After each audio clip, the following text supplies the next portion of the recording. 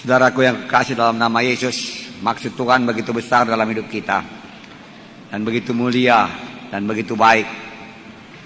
Tidak ada yang Tuhan tahankan daripada kita.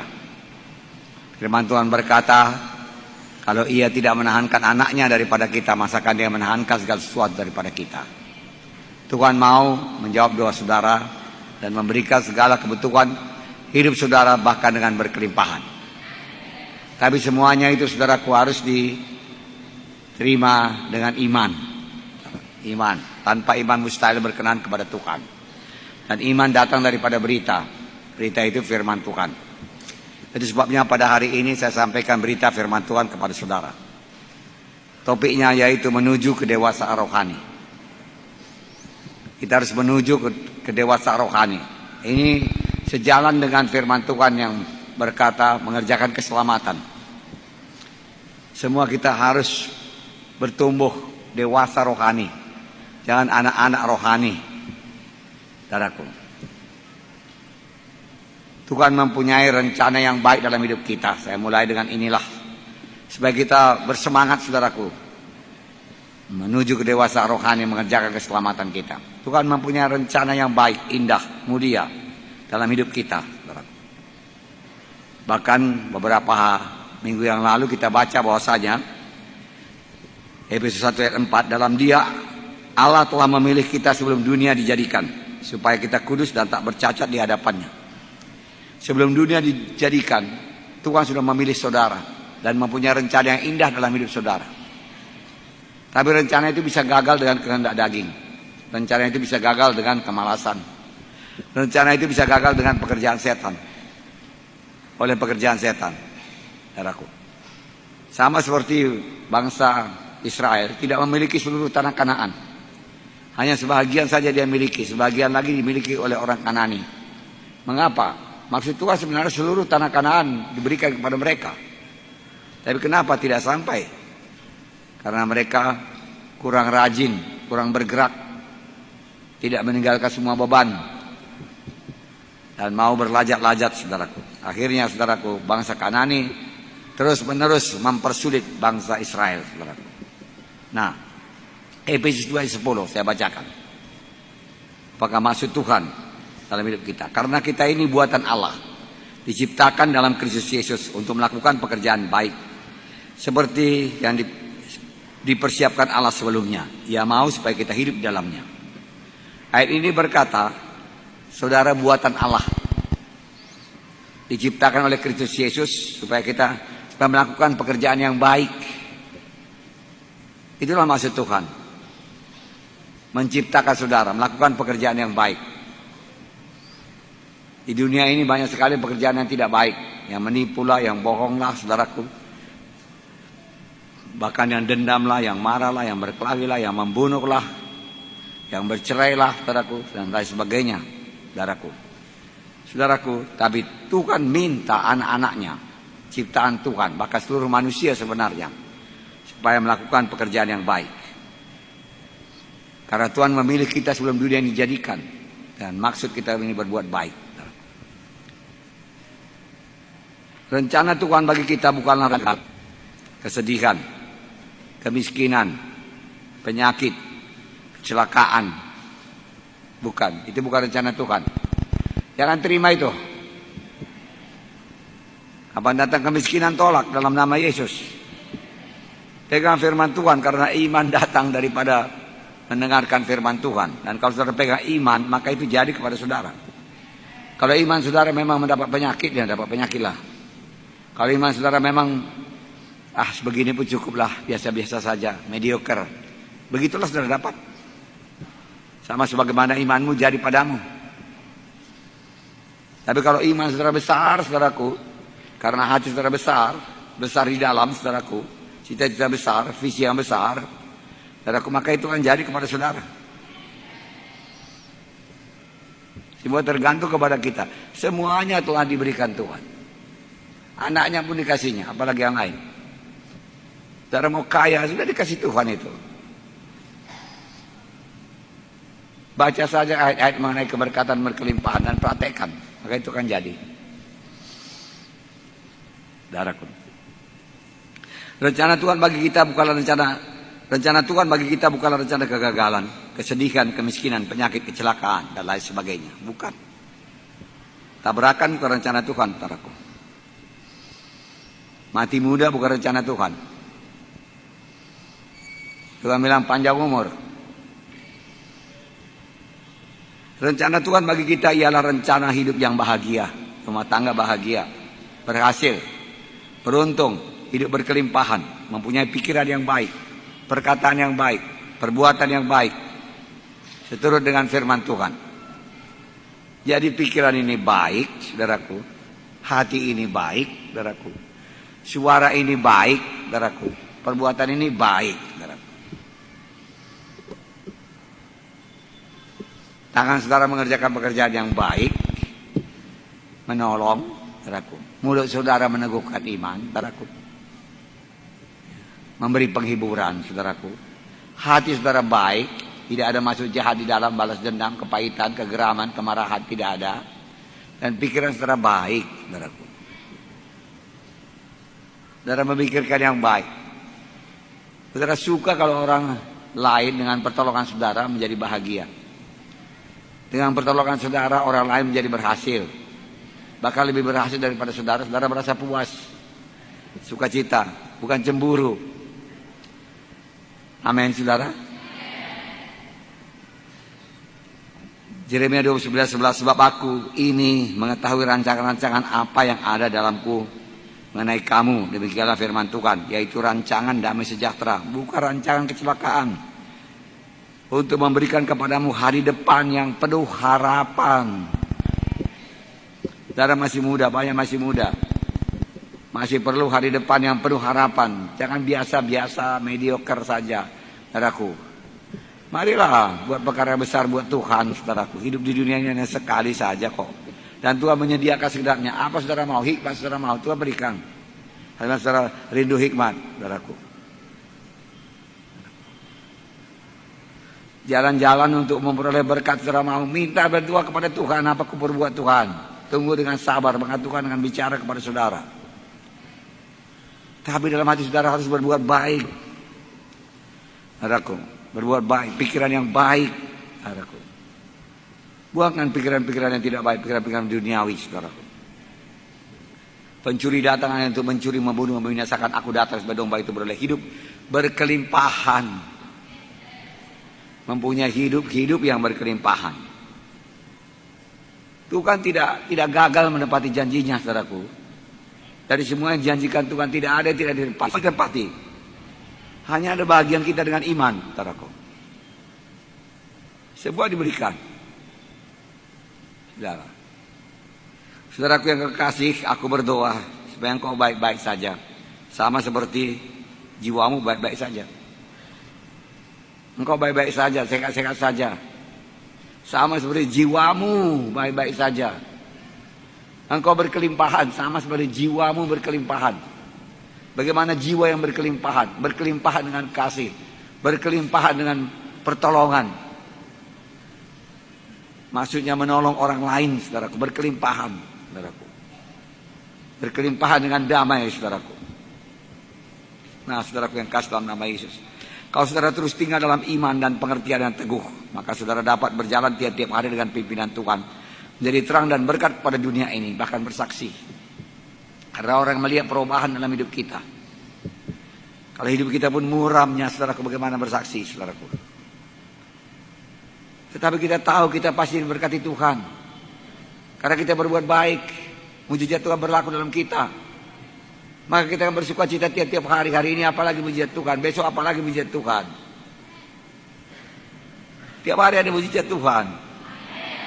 Karena dia Allah yang ajaib, saudaraku.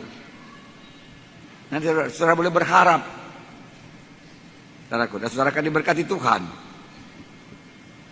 Tentu saja dengan berbuat demikian, keberuntungan, keberhasilan akan menyertai saudara.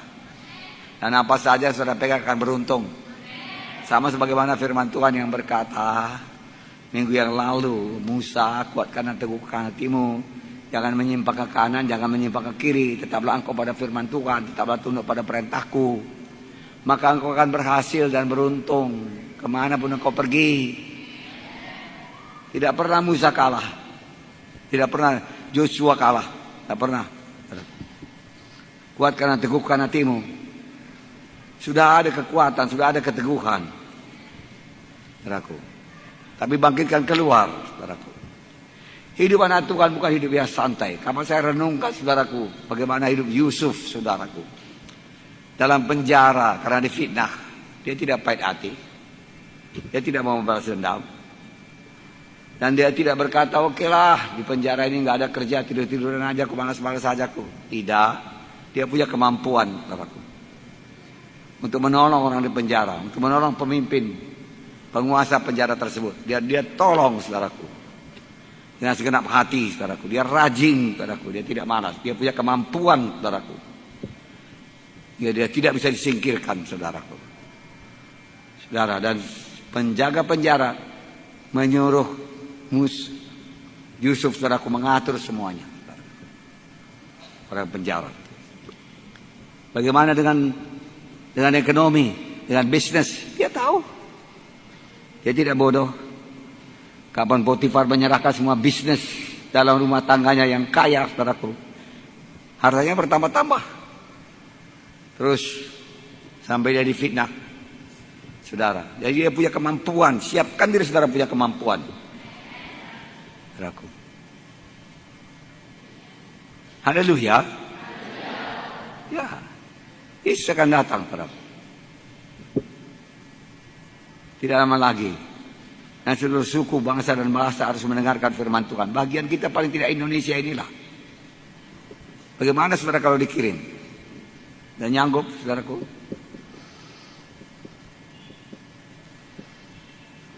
Nah, saudaraku, siapkan diri. Saudaraku, jangan tinggal tidak tahu firman Tuhan, jangan tinggal tidak mengerti firman Tuhan. Mengerti, memberkati orang lain, membawa orang pada keselamatan, membawa orang lain pada pemuritan. Layani sungguh-sungguh, saudaraku. Sampai berhasil, saudaraku. Dengan doa, dengan kesungguhan hati.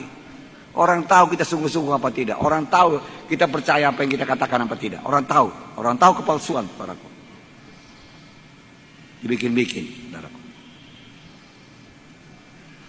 Nah, saudaraku, fokuslah pada kenyataan bahwa Tuhan merencanakan satu hidup yang berhasil, beruntung, keberkatan, berkelimpahan. Fokus, lihat terus. Itu menambah iman saudara, menambah lebih dekat berkat turun kepada saudara. Pengertian akan diberikan Tuhan sepanjang saudara meninggalkan semua dosa, mengakui semua dosa, berdamai dengan orang yang pahit hati kepada saudara. Maka pengertian saudara akan bertambah diberikan Tuhan. Sepanjang masih ada saudara kepahitan hati, sepanjang masih ada dosa kehendak daging yang tidak diselesaikan, tertutup ini saudara.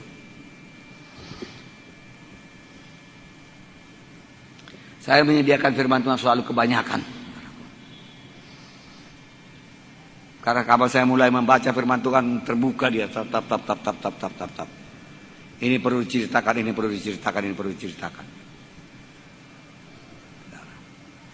Lalu kebanyakan. Lalu tidak siap. Lebih bagus kebanyakan daripada kesikitan. Atau kesakitan. Amin. Kalau miskin firman Tuhan, sakitnya itu saudaraku. Kaya dengan firman Tuhan, berdiam dengan limpahnya. Amin. Nah, percayalah bahwasanya kasih karunia Tuhan mengalir dalam hidup saudara. Saudara mau berbuat baik, saudaraku. Maka kalau saudara menghadapi problem yang sulit, dan saudara mau berbuat baik, terjadi problema yang sulit, saudaraku, berserulah kepada Tuhan. Dia akan segera membuka jalan bagi saudara. Pasti dia buka jalan. Cepat atau lambat. Kadang-kadang agak lambat. Karena Tuhan menguji juga kesabaran kita. Amin. Nah, jadi kalau kita mau dewasa secara rohani, kita harus selalu memikirkan yang baik. Hati yang baik. Ucapan yang baik. Perbuatan yang baik. Tidak peduli bagaimana jahatnya orang dunia ini. Amin. Kedua, berakar dalam kasih. Mau bertumbuh secara rohani, berakar dalam kasih. Kasihnya harus sebagai akar yang tumbuh lebih dalam. Lebih dalam akar pohon kayu, lebih tinggi dia bisa tumbuh. Tapi kalau akarnya dangkal saja tidak dalam, saudaraku, maka pohonnya tidak bisa tumbuh tinggi, akan dipukul angin jatuh, saudaraku. Jadi berurat-berakar dalam kasih, berarti kasih menguasai saudara. Kalau kita mau bertumbuh dalam Tuhan, jadi dewasa rohani, kita harus berurat-berakar dalam kasih. Efesus 3:17, sehingga oleh imanmu Kristus diam dalam hatimu dan kamu berakar serta berdasar dalam kasih. Dalam kasih. Ada kuasa yang luar biasa dalam kasih. Karena Tuhan kasih adanya.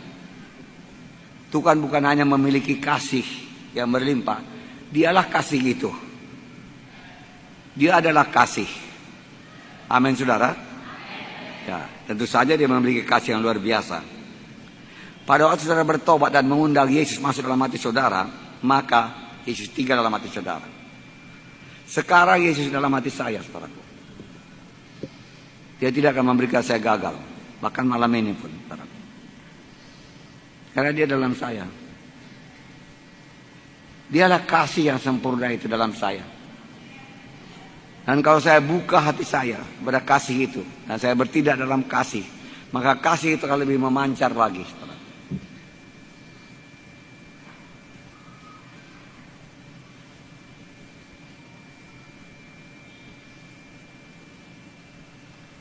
Tanpa kasih, saudaraku, hidup bagi diri sendiri, saudaraku, hidup ini sangat miskin. Sangat miskin, saudaraku. Inilah kasih. Kasih kepada sesama anak Tuhan.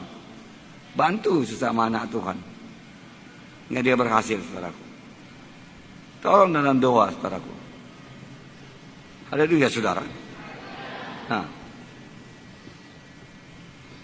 Pencipta langit dan bumi tinggal dalam saudara. Jangan biarkan dia terpendam diam saja, saudaraku. Bertindak dalam kasih, maka kasih akan bertambah-tambah. Praktekkan kasih itu dalam melayani seperti ini. Saya mengasihi saudara. Saya mau saudara berubah sungguh-sungguh. Dan saya mengasihi saudara. Saya mau lebih banyak keberkatan berkelimpahan di sini, lebih banyak mobil, lebih banyak rumah baru. Hari Senin saya diundang masuk rumah baru. Aku datanglah, ada 600 orang datang, dia katakan. 200 anak Tuhan, 400 orang dunia. Saya kira sanggup saya apa tidak. Tapi saya bilang saya datang. Tuhan akan menguatkan. Nah, saya mengasihi, saya mau 400 orang itu selamat. Saudaraku. Saya mau dia kenal Yesus dari segala matinya. Saudara. Itu hati yang baik. Bukan menunjukkan saya ini bisa berkhotbah, saya ini mengerti firman Tuhan, saya ini lebih tinggi dari mereka. Mau kosong semua itu. Manusia lama semua. Biar saya lamban-lamban berkhotbah, tidak apa-apa. Pokoknya berisi, padat, dan memberkati jiwa-jiwa, membawa jiwa-jiwa pada keselamatan.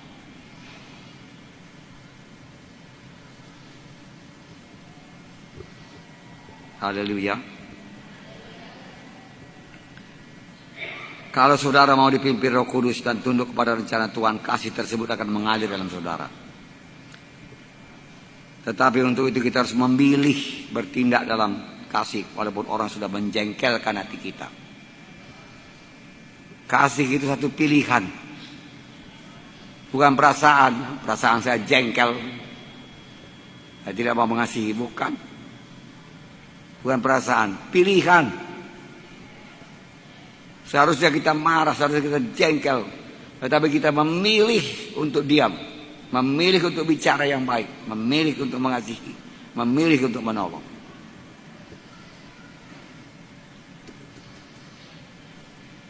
Itu kasih. Berurat-berakar dalam kasih. Kita pilih. Nah, saudara mau kasih itu tidak sombong, kasih itu melayani dan lain sebagainya. Praktekkanlah itu kasih. 1 Korintus 13 itu ya. Nah, saudaraku.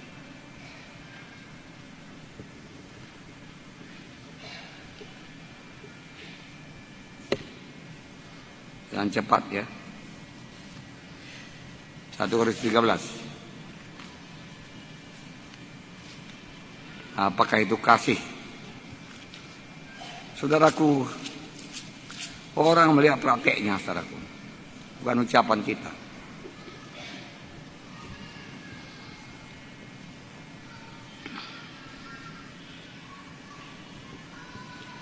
Ayat 3. Di atas, sekalipun aku kaya, sekalipun berkata pintar, karena sebagainya diurapi luar biasa, kalau tidak mempunyai kasih sama sekali tidak berguna. Tidak berguna. Dan sekalipun aku membagi-bagikan segala sesuatu yang ada padaku, bahkan menyerahkan tubuhku untuk dibakar, tetapi jika aku tidak memiliki kasih sedikit pun, tidak ada faedahnya bagiku. Kasih itu sabar. Kasih itu murah hati. Adakah kita murah hati? Murah memberi?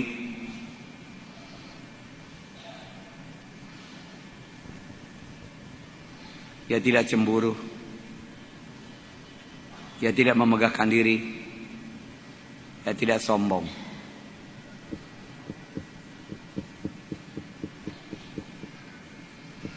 Tadi kalau sombong, saudaraku, tipis sekali kasihnya, kalaupun ada. Dia tidak melakukan yang tidak sopan, tidak mencari keuntungan diri sendiri. Dia nggak mau untung diri sendiri, dia mau orang lain juga. Dia tidak pemarah dan tidak menyimpan kesalahan orang lain. Dia tidak bersukacita karena ketidakadilan, tetapi karena kebenaran. Dia menutupi segala sesuatu, percaya segala sesuatu, mengharapkan segala sesuatu, sabar menanggung segala sesuatu. Lah dia kasih, saudaraku, menutupi segala sesuatu. Tidak membeberkan, kalau bisa mengadakan perpecahan, perkelahian, itu bukan kasih. Untuk menceritakan sesuatu yang menyebabkan orang bertengkar, berkelahi, itu sama sekali kejam.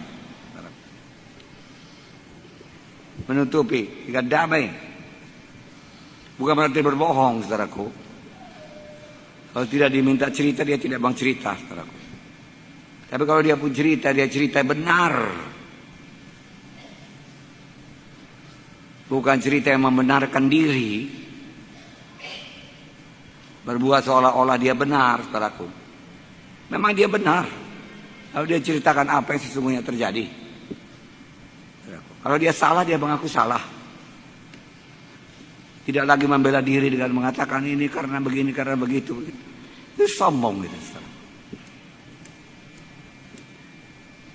Kasih tidak sombong. Kenapa rupanya kalau salah? Siapa yang nggak pernah salah? Hanya Tuhan Yesus. Musa pun pernah salah. Salah, katakan salah. Saya sudah salah. Kalau dikasih kesempatan saya perbaiki. Kenapa mesti membela diri? Saudaraku. Amin, saudara. Ya ada yang ya, tidak ada yang tidak. Berkali-kali Ibu Munti bercerita mengenai ini, saudara. Camkanlah, saudara, perhatikanlah. Oke. Kasih tidak berkesudahan. Nubuat akan berakhir, bahasa roh akan berakhir, pengetahuan akan lenyap. Tapi kasih sampai ke sorga, karena Allah itu kasih. Budak berakar dalam kasih. Perhatikan kasih kalau saudara mau bertumbuh. Maka saudara akan sukacita karena memberi pertolongan pada orang lain. Daripada hidup untuk diri sendiri, saudaraku. Sangat miskin, saudaraku. Saya mau saudara melimpah semua, saudaraku. Kenapa tidak punya mobil semua? Karena kita sudah masuk dalam kerajaan sorga. Apa Tuhan nggak sanggup kasih mobil? Saudaraku. Saya tidak merendahkan siapa-siapa, saudara. Saya memberi iman kepada saudara. Datangnya saudaraku dengan mujizat.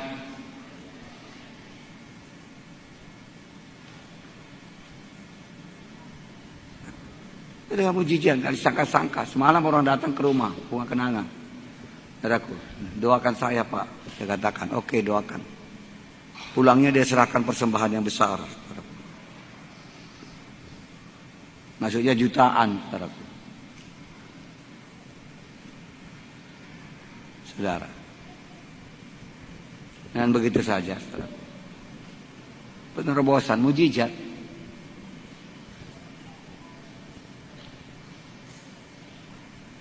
Kalau Pak Munte bilang saya sudah percaya, dia katakan. Kalau Pak Munte berdoa saya sudah percaya. Karena saya nggak mau bohong. Dia sudah mengundang saya makan malam. Saya nggak datang. Saudaraku. Dia sendiri yang datang. Dan pengawalnya sekalian.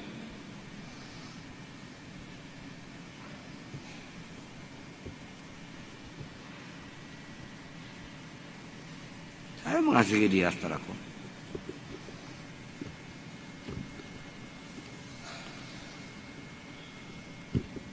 Nah, buang segala beban dan mata tertuju pada Yesus. Karena kita mempunyai banyak saksi, bagaikan awan rupanya mengelilingi kita. Marilah menanggalkan semua beban dan dosa yang begitu merintangi kita, berlomba dengan tekun dalam perlombaan yang menunjukkan bagi kita. Marilah kita melakukannya dengan mata yang tertuju kepada Yesus yang memimpin kita dalam iman dan membawa iman kita kepada kesempurnaan. Yang dengan mengabaikan kehinaan, tekun memikul salib, ganti sukacita yang disediakan bagi dia. Yang sekarang duduk sebelah kanan Allah, tahta Allah. Ayat ini mengatakan menanggalkan semua beban dan dosa yang merintangi. Dan kita berlari dengan tekun, berlari. Untuk mengerjakan pekerjaan Tuhan yang berhasil harus berlari, tidak bisa berjalan. Saudaraku. Tidak bisa berpangku tangan, tidak bisa bermalas-malas. Hasilnya nol. Karena Tuhan tidak terima pekerjaan dengan setengah hati. Tuhan terima pekerjaan dengan pengorbanan. Itu yang diberkati Tuhan dan dihargakan Tuhan. Dan itu jalan Tuhan memberkati kita. Jalan mujizat Tuhan terjadi kepada kita. Jalan hidup kita berkelimpahan. Apa rupanya kita bisa buat dengan kekuatan kita jualah? Seberapa kuat saudara, seberapa pintar. Kalau bukan Tuhan yang memberkati.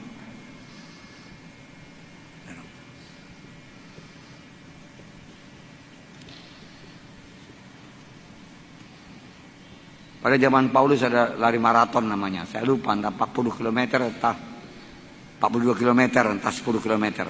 Biasanya 42 km mereka berlari. Lomba. Mereka sudah pakai pakaian yang ringan sekali waktu perlombaan. Tetapi separuh jalan teraku atau sepertiga jalan teraku mereka menanggalkan semua bajunya. Teraku. Hanya tinggal pakaian dalam saja. Teraku. Mereka berlari terus. Teraku. Bahkan kaki mereka begitu kuat. Mereka hanya tidak pakai sepatu. Teraku. Ringan semua. Teraku. Dan menang. Teraku. Yang menang sangat dihormati. Teraku. Orang kagum kepadanya. Dan hadiahnya hanya sehelai daun, saudaraku, daun pohon kayu. Cukup. Saudaraku, hadiah menanti kita. Bukan sepotong daun, saudaraku. Ada hadiah, ada mahkota, saudaraku.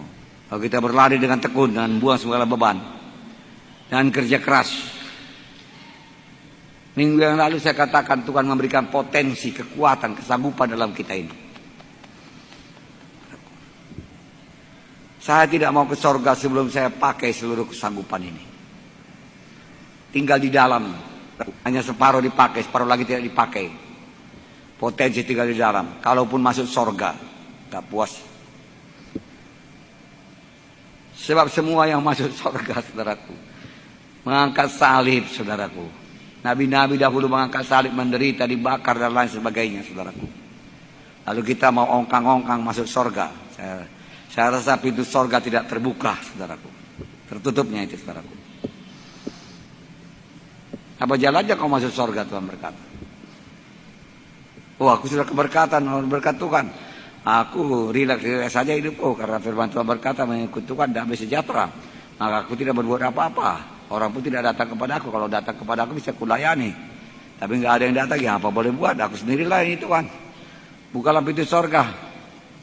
Tuhan berkata, nyahlah dari hadapanku. Bahkan yang sudah mengadakan mujizat pun, saudaraku, bisa dinyahkan Tuhan. Aku tidak kenal kamu, Tuhan berkata.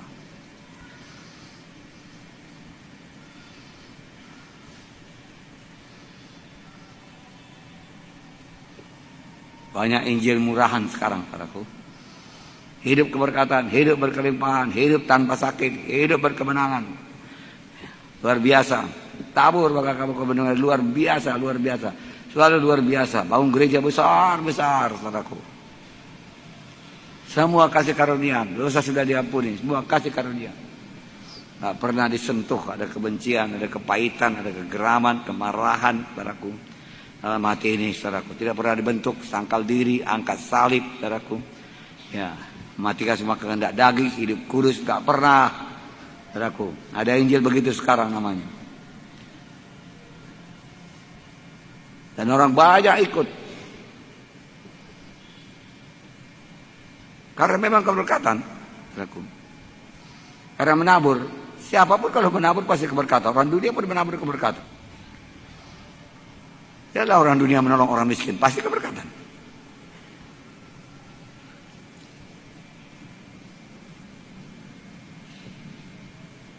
Karena Tuhan tidak menyesal atas hukum-hukumnya. Nah, saudaraku, jadi buang semua dosa, karakter-karakter manusia lama itu dibuanglah. Ya, itunya, bukan beban 10 kilo, 5 kilo beras, bukan. Karakter-karakter lama, manusia lama dibuang. Nah, setan menghalangi dalam perlombaan ini. Dia tidak mau mata kita tertuju kepada Yesus. Dia mau mata kita tertuju kepada harta dunia ini. Sebab kita sibuk pada harta dunia ini, kepentingan diri sendiri. Dan tidak akan pernah bisa dapat berkelimpahan padaku. Karena saudara sudah anak Tuhan. Tanpa melakukan pekerjaan Tuhan.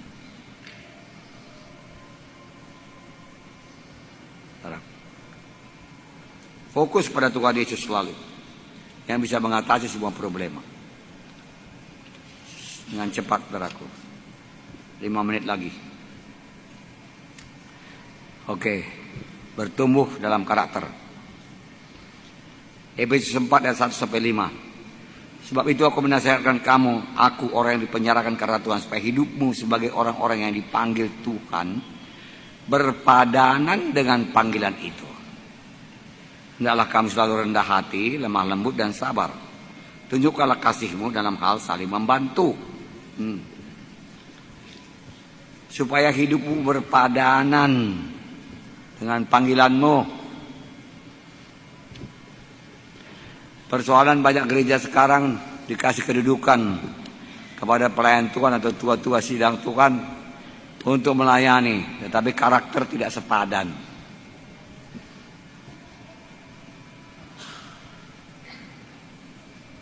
Itulah persoalan. Gereja tak bisa maju. Efesus 4 ayat 1-5. Sampai 3 saya baca. Sampai 2. Hidup berpadanan dengan panggilan. Persoalan dalam banyak gereja sekarang ialah tua-tua sidang, pelayan-pelayan Tuhan telah dilantik untuk melayani jiwa-jiwa, tapi karakternya tidak mengikuti, tidak berpadanan dengan panggilannya. Ini tentu saja menyebabkan persoalan dalam gereja. Karena panggilan dan tingkah laku seorang hamba Tuhan tidak seimbang akan bawa persoalan.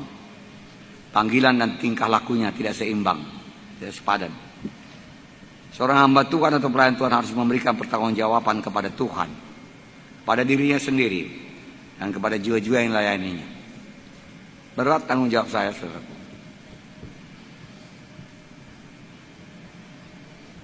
Makanya disuruh dokter istirahat pun saya melayani, saudaraku. Waktu tinggal sedikit, saudara. Ya banyak waktu,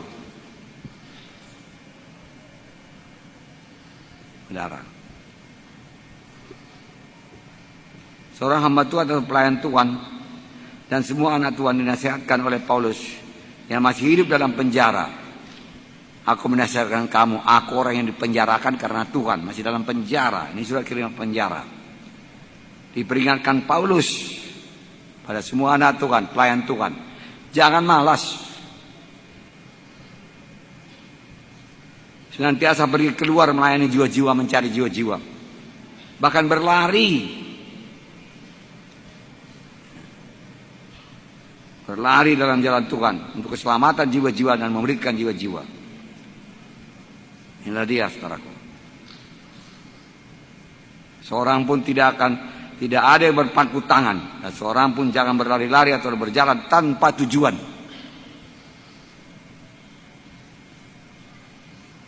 Saya tidak mau buang waktu tanpa tujuan. Ada tujuan saya. Kalau saya keluar ada tujuan saya.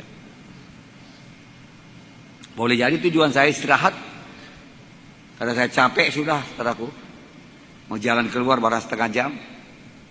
Tapi ada tujuan. Bukan tidak tujuan. Bukan Tuhan melarang kita istirahat. Kalau memang sudah kerja keras. Soalnya banyak orang tanpa kerja keras mau istirahat.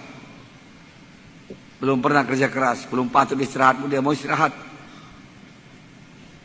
Karena itu kehendak daging. Saudara. Dia kerja keras. Bangun gereja. Jiwa-jiwa banyak. Bertobat, saudaraku. Istirahatlah. Maka terimalah mujizat Tuhan.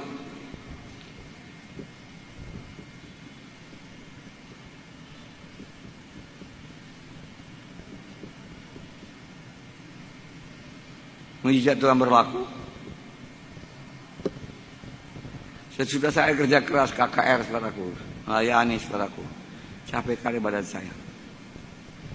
Saudaraku. Tiba-tiba saya baca koran. Dijual 4 buah rumah. Jalan Mawar. Wah. 4 rumah. Ini perlu untuk rumah apa ini saya pikir. Pekerja-pekerja Tuhan. Saya datangi. Kawan pula sama Pak Tobing rupanya. Saudaraku. Kawannya. Harganya 160 juta. 4 rumah. Rumah saudara tipe berapa? Tipe 60, berapa harganya? Kalau di apa sana di Citra Garden 600 juta harganya. Tipe 60 1 juta 1 meter. 10 juta maaf. Ini 4 rumah dengan ada jalannya panjang ke belakang 120 meter jalannya itu. Saudara boleh lihat. Seolah-olah dihadiahkan saja begitu. Mujizat. Kalau saya bangun, saya kerja keras, berapa lama baru dapat itu? Ini saya kerja buat Tuhan. Saya tidak menyembah ke kanan, menyembah ke kiri. Tidak, saya kerja sungguh-sungguh. Dan Tuhan buka jalan. Bersukacitalah anakku, katakan.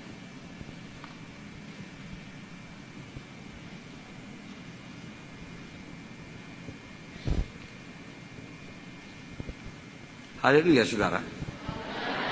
Ya. Nah, itulah dia, saudaraku. Kemudian rendah hati. Wow, udah habis waktu. Ayat 2 berkata, hendaklah kamu rendah hati. Oke. Lemah lembut, sabar.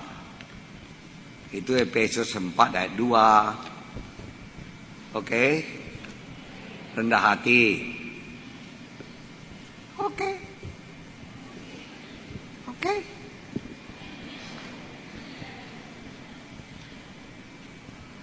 Dia selalu bilang oke.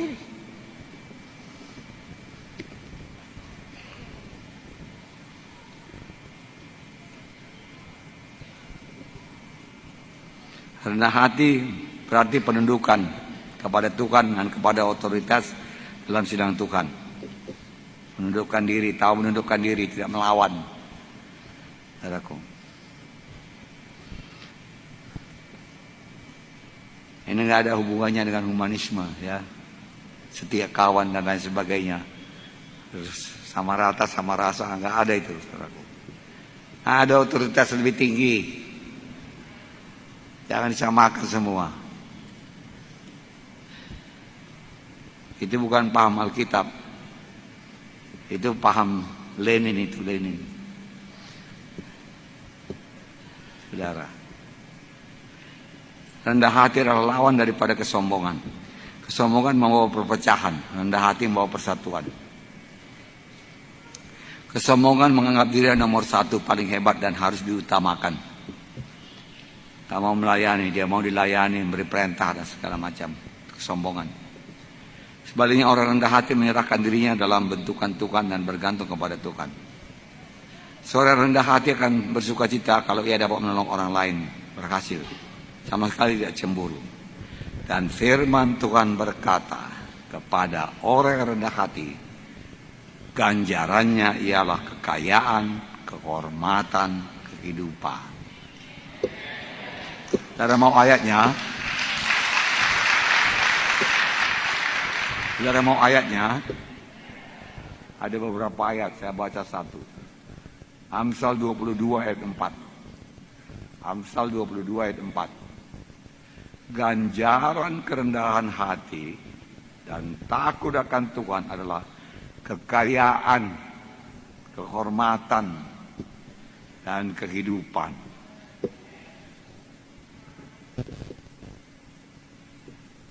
Jadi ada berkatnya rendah hati ini, saudaraku. Kekayaan, saudaraku, kehormatan. Ada juga orang kaya nggak dihormati, korupsi dia itu katanya. Ini kekayaan, kehormatan, kehidupan.